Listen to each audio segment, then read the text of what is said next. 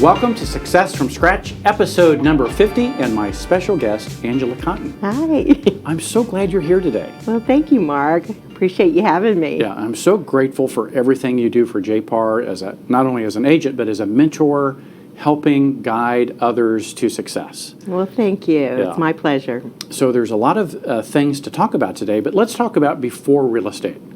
Okay. What did you do? Because, almost all of us did something before real estate. So Right. what was that for you? Well, I've done a variety of things. When I was 15 years old, I started a new construction cleanup company, and I had a Wow. crew of people working for me. So you've been an serial entrepreneur from Pretty age much. 15. Pretty Wow. much. And then that led me to start a commercial cleaning company. Uh-huh. And I went out and I hustled. And I got myself accounts. I put the kids in the van early in the morning, drove to my jobs. They were in their pajamas. I promised them donuts if they were good. Wow. So I worked really hard through my 20s and raising my kids, but had the flexibility. So Right. I've always kind of been an entrepreneur.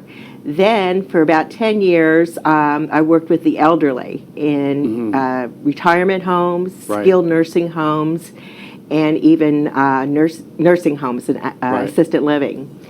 And I was a program director, activity director. My job was to make other people happy. And it Awesome. was a great experience, Yeah. and I loved it.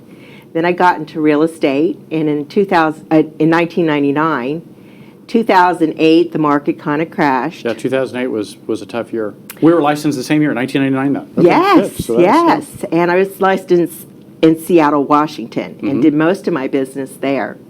So I came down here, moved down here in Fort Worth in 2008, and took a little break. Oh, 2008 was right when everything fell apart. Right. Got it, okay. But I built a very successful network marketing company Uh-huh. where I became an executive consultant in the company.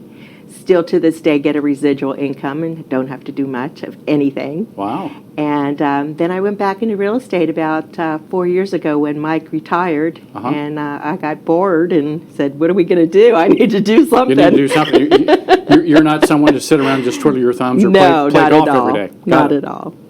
So amazing. So all of those experiences have taught you certain things that led you to real estate. What were some of the key things you learned?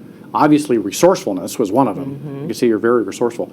What were some of those things that you learned that translated into your real estate practice? I think the hustle. Hustle mode on. You got to hustle. Yeah. And you got to work hard. You got to be consistent and persistent. And I'm very persistent with people. I don't let them go, Right. but not in a pushy way. Right.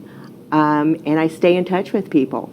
Yeah. So back And- to the basics. Back to the basics. Now that, Angela, doesn't come naturally to some people. So it's easy to say the words, but how do you actually make that happen? How do you keep the motivation? How do you keep the drive? How do you keep the ambition to continue doing those things that we all know we need to do? I think a lot has to do with your mindset. And every day I just get before the Lord and I try to get my mind right and my spirit right. And, we are all created for a purpose. Yes. And what is my purpose today? What can I do today that will make this world a better place or make me better or serve others? And I think that's a big part of it. Yeah. Sharing your success and your story to others today And is share my going to be a great purpose for I hope today. so. It will be. So looking back, as you look back on those last couple years in real estate, would you have approached it differently knowing what you know now? Would you have done something in a different way? I thought about that, and I'm not really sure it would change anything because everything's a learning experience for me. And I'm still learning today. There's so much to learn and continue to learn. Right. And I don't want to make the same mistakes that I've made before, and hopefully I don't. But I don't think I'd change anything. Right. Every experience is different. Every person is different, and who I've dealt with, and I just keep pushing forward and look forward to new opportunities. Let me ask you a different way. Okay. Has there ever been a time that you wanted to throw in the towel, quit and walk away and go back to doing something else? Absolutely.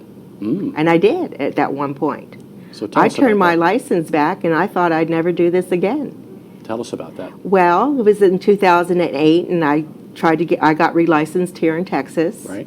Went to work for Century 21. Mm-hmm. I could not break into the business, no matter what I did. You know, it was just a tough market. Well, 2008 was a very, very the toughest market in Right. any of our lives. So I went to work for a builder Uh-huh. for about 2 years and sat in the model home by myself day in and day out. It just drove me crazy. Right. And I said, I'm sending my license back. I don't think I want to do this anymore. I had this love-hate relationship with real estate. I either love it. Right. You hate it. So you sent your license back, did some other things, then you came back. What brought Right. what brought you back? What keeps bringing you back? I can make a lot of money. Okay, so money drives you. Money drives me. Uh-huh. People, I love serving people. Right. And I can help make other people's dreams possible. Right. I can help direct people to make good decisions, like Yeah. a young first-time home buyer. I would treat them like my own kids. I wouldn't put them in a house I wouldn't put my own kids in. Right. You know, so I think that kind of attitude and caring, that's Yeah. what I love about the business. Yeah. Now, the other thing you do is, as a mentor, you share your knowledge with others. And tell us about that experience. Oh, this has been the greatest experience, and I think this is something I always do, is to share that with other people. I'm not much of a teacher, but I like to share, and I love to help other people stay motivated and, you know, share my experiences with them to help Right. them along and direct them in what they need to do. Yeah. To start building this business. So you view your role more maybe as a facilitator. Yeah. Helping them see kind An of through your encourager, experience. and I'm very much an encourager, and you know, I Yeah. give them guidance Right. and what to do and what not to do. Do you have a favorite story about one of the folks that you've worked with or helped? Anything that jumps out that? No, nothing that just stands Yeah. out Yeah. at the moment. Well, awesome. So as you look forward, what are some of the things, tell us, you know, some of the routines, the tools, the technology, you know, tell us a little bit more about how you actually operate your business. Well, planning is a big part of it. You've got to plan. You've got to have clarity in what you want to do.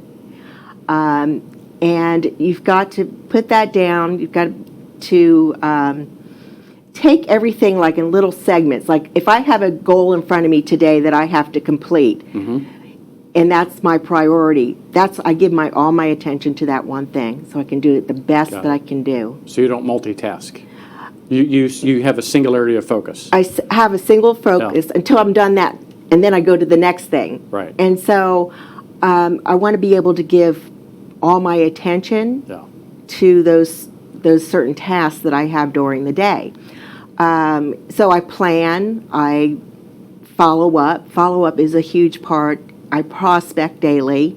So those three things I do daily: plan, prospect, and follow up. Right.